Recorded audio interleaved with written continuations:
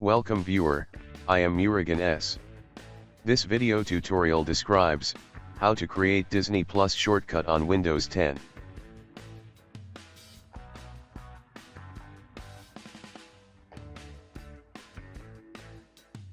Type preview.disneyplus.com/in.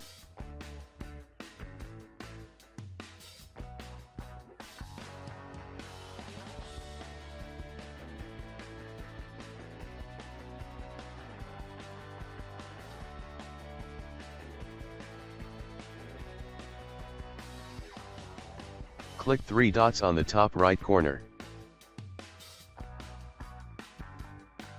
Click More Tools. Click Create Shortcut.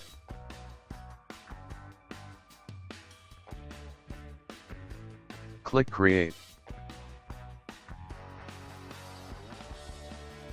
Shortcut created successfully.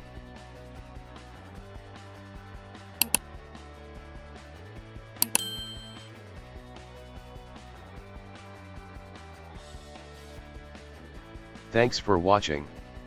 I hope this video tutorial helps to solve the problem. Please like, share and don't forget to subscribe my channel. See you next video.